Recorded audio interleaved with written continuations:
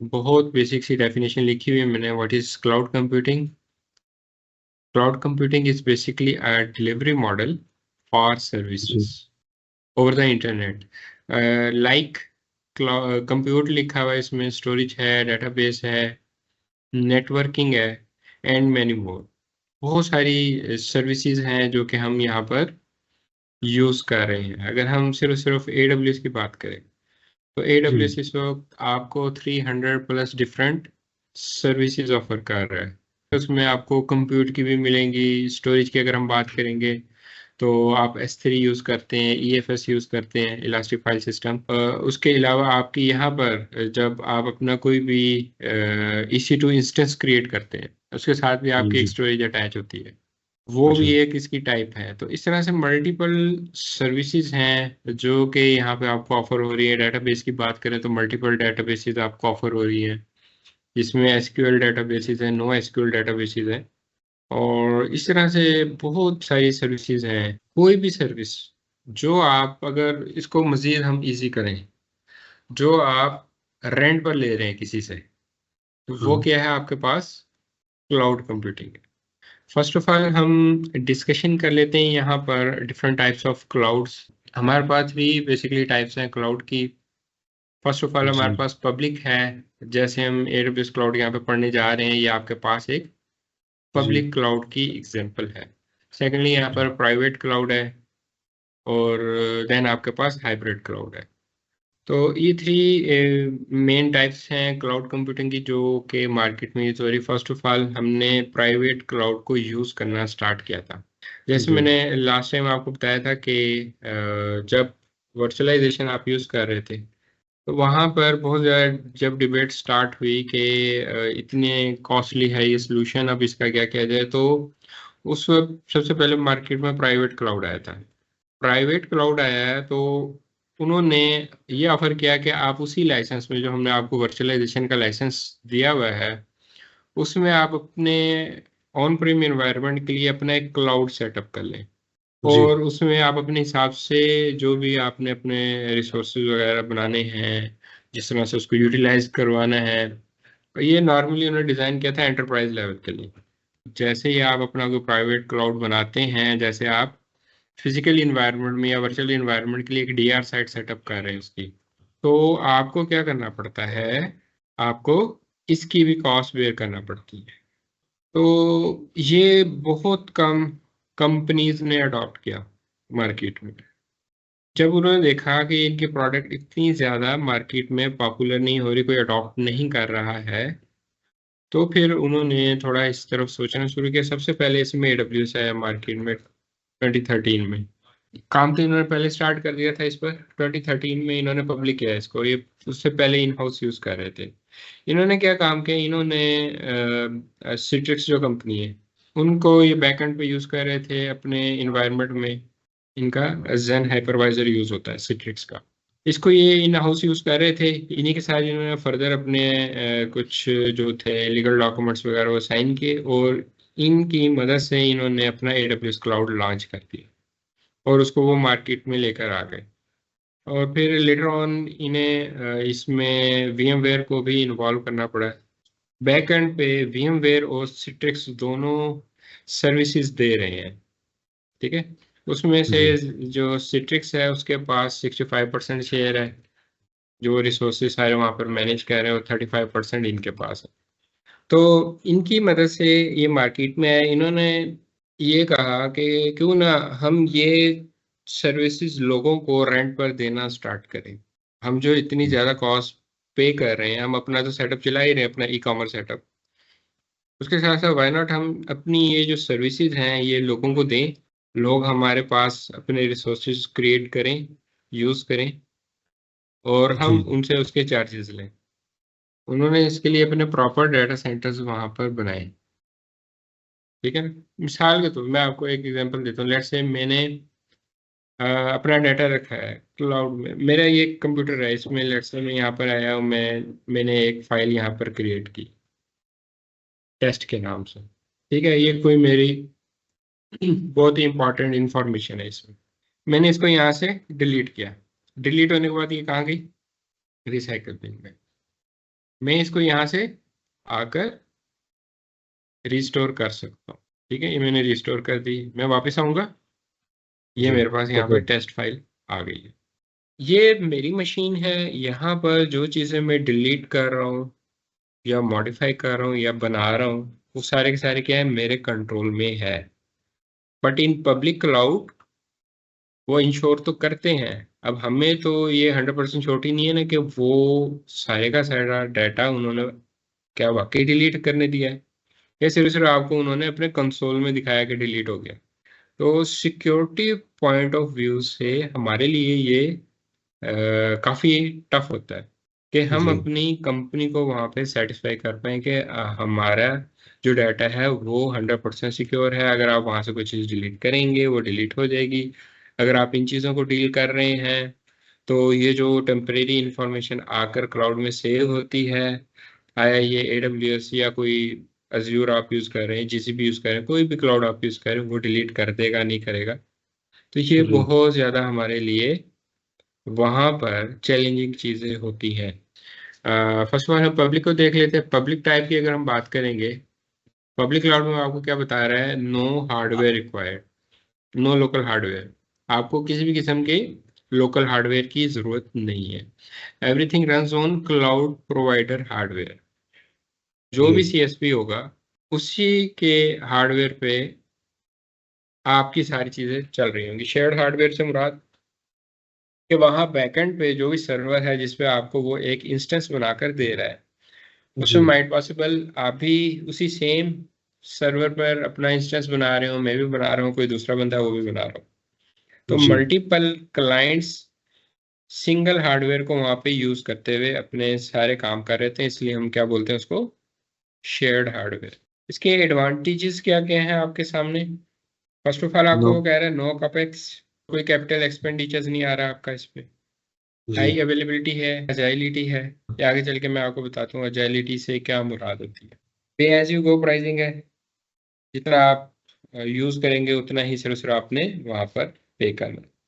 No hardware maintenance, आपको तो कोई हार्डवेयर मेंटेनेंस की जरूरत नहीं है, वो CSP जाने। किसी किस्म का हार्डवेयर फेलियर होता है, कोई हार्डवेयर की मेंटेनेंस आती है, कोई उन्होंने हार्डवेयर अपग्रेड करना है, कोई भी काम करना है तो वो सारे सारा उस CSP ने ही करना है। आप इसे आज़ाद है, बरी जिम्मा है। No deep technical skills required. Disadvantages क्या क्या हो सकते हैं, वो सिक्योरिटी एंड कंप्लायंस का पहले नंबर पे आपको बता रहा है। और लास्ट में वो कह रहे हैं specific scenarios with unique business requirement. वहां पर आपको पहले तो इश्यूज आते थे, अभी ऑलमोस्ट आप कह लें कि ये ना होने के बराबर है काम, कि कुछ आपने अपनी कस्टमाइज्ड एप्लीकेशन बनाई हुई है अपने प्रोडक्शन इन्वायरमेंट के लिए, और वहां पर आपके एम्प्लॉयज काम कर रहे हैं। कोई लेगेसी आपकी एप्लीकेशंस हैं, ठीक है, कोई ओल्ड कह लें कि सॉफ्टवेयर बेस्ड एप्लीकेशंस हैं जो कि आपके स्टिल इन्वायरमेंट में चल रही हैं। वो हो सकता है आपको यहाँ पर क्लाउड में उसकी फैसिलिटी ना मिले, लेकिन अब तो मिल जाती है ये। अगर हम बात करें 13 14 15 से 18 तक की अगर हम बात करें, तो काफ़ी सारे ऐसे यूज केसेस होते थे इंडस्ट्री के जिसको यहाँ पर क्लाउड में आकर सेटअप करना पॉसिबल नहीं था। लेकिन अब ऑलमोस्ट 99.9% आपके जितने भी केसेस हैं सारे के सारे यहाँ पर आपको उनके सॉल्यूशंस मिल जाते हैं। सेकंड हम बात कर लेते हैं इसमें प्राइवेट क्लाउड की। प्राइवेट क्लाउड में आपको बताया everything runs on your own data centre, सब कुछ आपके पास ही चलेगा। यू मेंटेन द हार्डवेयर, आप खुद उसको मेंटेन करेंगे। जी self service should be provided, आपने खुद ही उसको सर्विसेज भी प्रोवाइड करनी। जी और यहाँ पर जो इसके हमें बता रहा है कि कैन सपोर्ट एनी सिनेरियो, किसी भी किस्म का सिनेरियो आप यहाँ पर अपने हिसाब से बना सकते हैं, उसको लेके चल सकते हैं। कंट्रोल ओवर सिक्योरिटी, जैसी मर्जी आप सिक्योरिटी इंप्लीमेंट करें, single layer, double layer, triple layer, जितनी भी लेवल की आप सिक्योरिटी यहाँ पर लगाना चाह रहे हैं आप लगा सकते हैं। Can meet any security and compliance requirement. Disadvantages में क्या है, इनिशियल कैपेक्स, लिमिटेड अजाइलिटी है। ठीक है, अजाइलिटी से मुराद ये होती है कि अगर आपका कोई डाउन टाइम आया है कोई आपका रिसोर्स डाउन हुआ है, उसको आप करने में आपको कितना टाइम चाहिए यहाँ पर, सही है, उसको एजिलिटी बोलते हैं यहाँ पर। और IT skills and expertise are mandatory, skills person आपको चाहिए हैं। नेक्स्ट आ जाता है इसमें हाइब्रिड क्लाउड। हाइब्रिड क्लाउड का अगर देखा जाए, वो जो डेफिनेशन लिखा है, basically this is the combination of public and private cloud. अब सिर्फ बात यहाँ तक नहीं है, पब्लिक और प्राइवेट क्लाउड से मिलके आपका हाइब्रिड क्लाउड नहीं बन रहा है। अब आपका जो हाइब्रिड क्लाउड बन रहा है, जैसे उसने वो यहाँ पर पब्लिक प्लस प्राइवेट लिखा है, सेकेंडली क्या हो सकता है आपका पब्लिक, आपका मल्टी क्लाउड भी हो सकता है। मल्टी क्लाउड से मेरी मुराद यहाँ पर पब्लिक क्लाउड ही है, बट AWS प्लस एज्यूर। तो आपकी कंपनी लेट से कहती है कि जो वर्चुअल मशीन्स हैं वो एज्यूर पर सस्ती हैं, या उसमें जो क्लाइंट ऑपरेटिंग सिस्टम है जैसे विंडोज 10 है, 11 है, वो आपको एज्यूर में मिल रही है लेकिन AWS में नहीं मिल रही। वो जी कहते हैं कि जी जितनी वर्चुअल मशीन है सारी की सारी आप एज्यूर पर बना लें, और स्टोरेज आप कहते हैं कि जी AWS की यूज़ कर लें। जी कंटेनर सर्विसेज कुबरनेटीज, क्योंकि गूगल का है इस वजह से यहाँ पर आपको बड़ा अच्छा उसका इन्वायरमेंट मिलता है, बहुत फास्ट, बहुत इजी यहाँ पर मैनेज करना GCP पर। वो कहते हैं जो कुबरनेटीज की सर्विसेज है आप GCP से ले लें। तो इस किस्म का जो आप मिक्स यहाँ पर मल्टी क्लाउड इन्वायरमेंट क्रिएट करेंगे, तो ये भी क्या कहलाएगा आपका हाइब्रिड क्लाउड। ठीक है, बट आपको डेफिनेशन ये मिलेगी कि कम्बिनेशन ऑफ, इसकी डेफिनेशन है ग्रेट फ्लेक्सिबिलिटी लिखी हुई है, आपको यहाँ पर एडवांटेजेस में मिल जाएगी कि ग्रेट फ्लेक्सिबिलिटी है जहाँ पर जो चीज़ आपको बेटर मिल रही है, इजी मिल रही है, उस CSP से आप ले लें और इनकी आपस में कम्युनिकेशन करा दें। ठीक है, रन लेगेसी ऐप्स, जिस तरह की मर्जी आप यहाँ पर ऐप्स रन करें। यूटिलाइजेशन एग्जिस्टिंग इंफ्रास्ट्रक्चर, अगर आप ऑन प्रीम अपना डाटा सेंटर इसमें ऐड कर देते हैं तो उसमें आपके वो भी जो इंफ्रा है उसके भी यूटिलाइजेशन आ जाएगी, वो ज़ाया नहीं होगा। मीट एनी सिक्योरिटी रिक्वायरमेंट, आप यहाँ पर अपने हिसाब से सिक्योरिटी को भी मीट कर सकते हैं। आप कहते हैं कि डाटा आपने रखना ही नहीं है क्लाउड में, आपने ऑन प्रेम रखना। डिसएडवांटेजेस की अगर हम बात करें, यहाँ पे वो कह रहा है कैन बी मोर एक्सपेंसिव, जाहिर है आपने एग्जिस्टिंग को भी यूज़ करना है तो जी आपका ये एक्सपेंसिव हो सकता है, क्योंकि इसमें जी भी आपको लाइसेंस कॉस्ट पड़ेगी और आपको जो मैन पावर है वो ज़्यादा रिक्वायर है यहाँ पर। आपको क्लाउड के भी चाहिए बंदे, आपको फिजिकल डाटा सेंटर के भी बंदे चाहिए जो वहाँ पर बैठकर आपकी इन चीज़ों को मैनेज कर रहे होंगे। Complicated to manage, exactly complicate हो जाएगा। जी और IT skills and expertise are mandatory. Cloud में काम करने के लिए पहला इंपॉर्टेंट टॉपिक हमारे पास ये है कि क्लाउड सर्विस मॉडल्स क्या है। तो इन्होंने बेसिकली यहाँ पर 3 डिफरेंट कैटेगरीज में डिवाइड किया हुआ है, लेकिन अगर आप इस टाइम में चेक करेंगे, जैसे मैं आपको आगे चल के यहाँ पे बताऊंगा, जैसे क्लाउड फॉर्मेशन की सर्विस है तो वो भी क्या है, एक सर्विस मॉडल को फॉलो कर रही है। ठीक है, क्लाउड फॉर्मेशन की सर्विस वो कौन से सर्विस मॉडल को फॉलो करती है, इंफ्रा एज कोड। ठीक है, IAC को वो फॉलो कर रही होती है। तो जी मेन ये एक्चुअल में अगर देखा जाए ना, आपके पास ये एक सर्विस मॉडल है, infra as a service, but इन्होंने मेन 3 इसको सर्विस मॉडल्स में डिवाइड किया हुआ है। इंफ्रा एज अ सर्विस है, प्लेटफॉर्म एज अ सर्विस है, सॉफ्टवेयर एज अ सर्विस है। इसको समझने के लिए ये डायग्राम बहुत ज़्यादा इंपॉर्टेंट है। फर्स्ट ऑफ ऑल अगर हम बात करें ऑन प्रेम एनवायरनमेंट की, जैसे कि यहाँ पे उसने मेंशन किया हुआ है, इसमें आपका काम किस तरह से हो रहा होता था।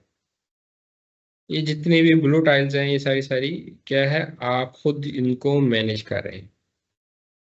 जी उसमें चाहे नेटवर्किंग है आपके ऑफिस की, स्टोरेज आप मैनेज कर रहे हैं, सर्वर्स को आप मैनेज कर रहे हैं, अगर वर्चुअलाइजेशन यूज़ कर रहे हैं आप उसको मैनेज कर रहे हैं, उसमें जो वो ऑपरेटिंग सिस्टम को आप इंस्टॉल करते हैं उसको आप मैनेज कर रहे हैं। आपने विंडोज सर्वर को इंस्टॉल किया, आपने रेड हैट को इंस्टॉल किया, मिडलवेयर आपको इंस्टॉल करते हैं, उसमें रन टाइम आप इंस्टॉल करते हैं, एप्लीकेशन आप किसकी चल रही है उसका डाटा आ रहा है सारा। ऑन प्रीम इन्वायरमेंट में आपने ये तमाम चीज़ें खुद मैनेज करनी होती है। पहली सर्विस हमारे पास कौन सी है यहाँ पर, infra as a service service. इसमें जो ये ऑरेंज आपको टाइल्स नजर आ रही हैं, इसमें नेटवर्किंग जी है, स्टोरेज है, सर्वर्स है, वर्चुअलाइजेशन है। यहाँ तक का रेस्पॉन्सिबल वो सर्विस प्रोवाइडर है सर्विस जिससे आप सर्विसेज ले रहे हैं। आप AWS से सर्विसेज ले रहे हैं, आपने इन चीज़ों को नहीं मॉनिटर करना, आप इसके रिस्पॉन्सिबल हैं ही नहीं। उसने आपको आपकी सर्विसेज चला कर देनी है। उसके ऊपर ऑपरेटिंग सिस्टम कौन सा इंस्टॉल करना है, मिडलवेयर आप कौन सा कर रहे हैं, रन टाइम कौन सा कर रहे हैं, कौन सी एप्लीकेशन चला रही है, उसके डाटा को किस तरह से आपने मैनेज करना है, ये तमाम चीज़ें आपकी रिस्पॉन्सिबिलिटी है। इसकी एग्जांपल यहाँ पर EC2 इंस्टेंस है। ठीक है, आप खुद चूज जी करते हैं कि जी मैंने इस पे विंडोज सर्वर इंस्टॉल करना है, ubuntu करना है या रेड हैट करनी है। और ड्यूरिंग एनी अपडेट कोई आपने उसके पैच अपडेट किया है, कोई आपने अपने सॉफ्टवेयर का पैच अपडेट किया है, उसकी वजह से कोई इशू आ जाता है आपके उसमें, तो उसके रिस्पॉन्सिबल आप हैं। नेक्स्ट इसमें आती है पैस, प्लेटफॉर्म एज अ सर्विस।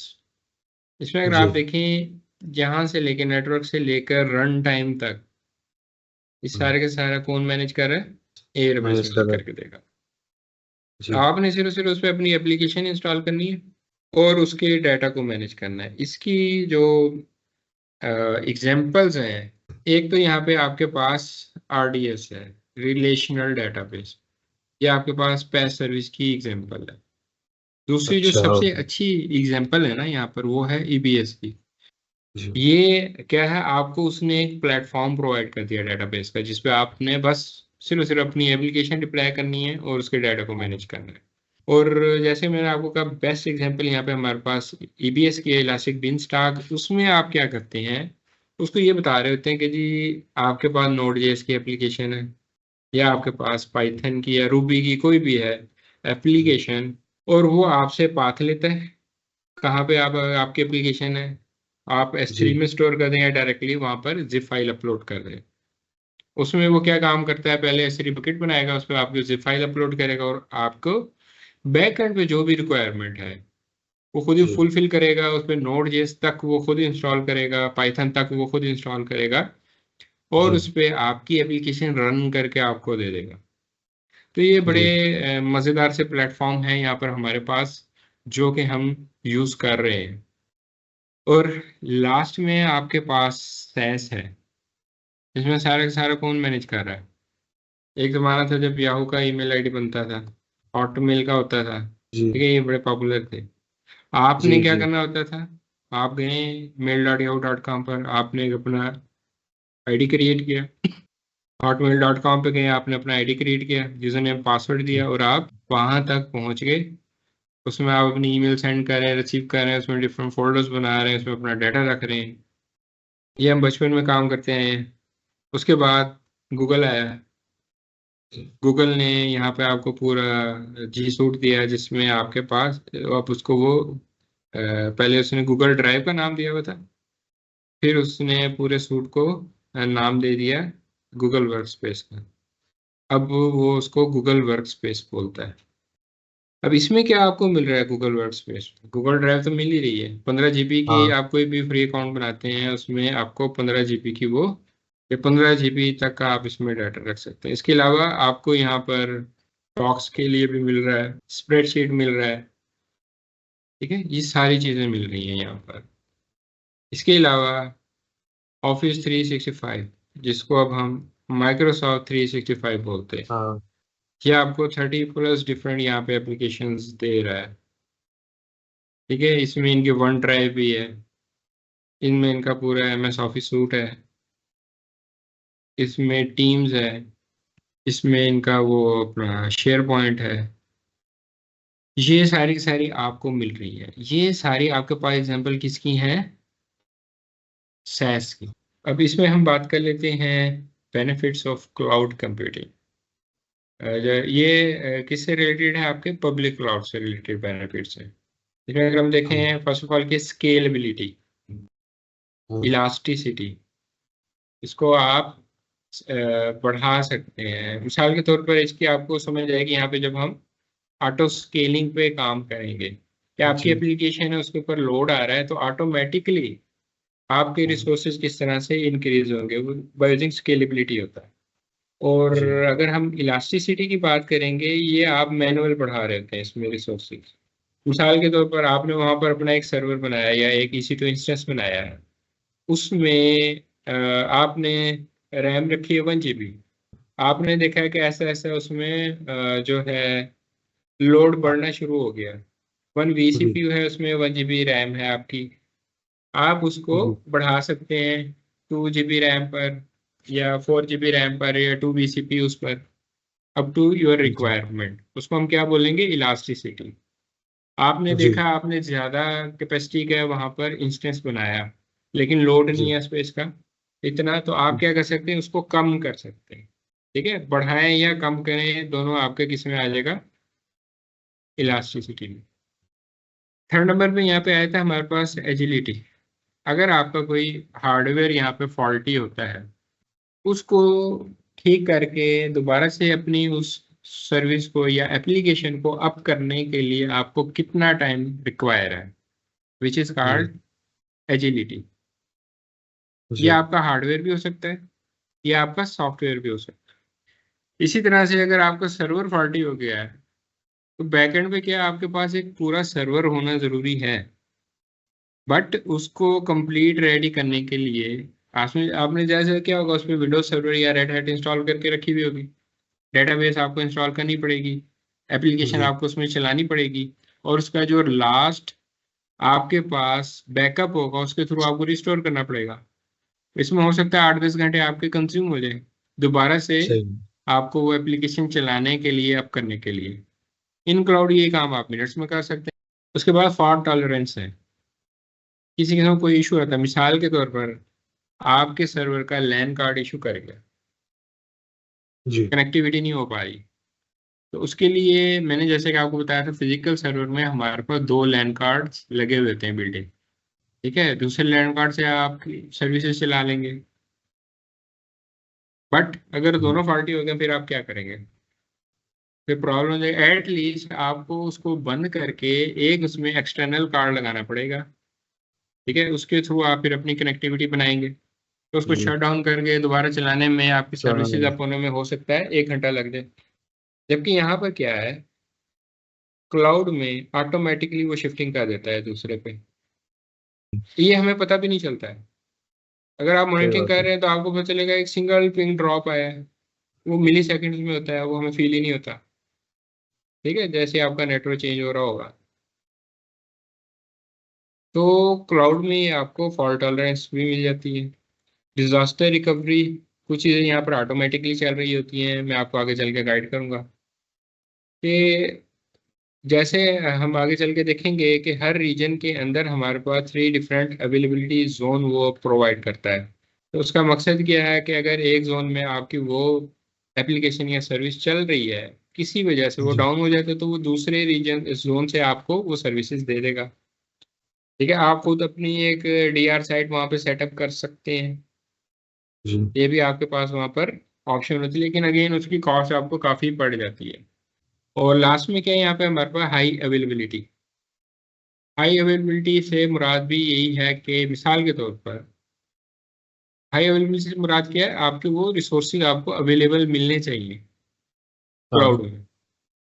मिसाल के तौर पर जी आपका अगर वो जोन डाउन हो गया, तो आपको सर्विस कैसे मिलेगी, आपका वो रीजन डाउन हो गया, पूरे का पूरा रीजन जिसमें आपकी वो सर्विसेज चल रही थी, फिर आपको सर्विसेज कैसे मिलेंगी, which is called high availability. कि आपको आपकी हर सर्विस वहां पर अब मिलनी चाहिए, 24/7 रनिंग में आपकी सारी चीजें हों। तो ये सारी चीजें हम यहाँ पर बड़े इजीली मैनेज कर सकते हैं, इसलिए ये क्या है, इसके बेनिफिट्स हैं क्लाउड कंप्यूटिंग।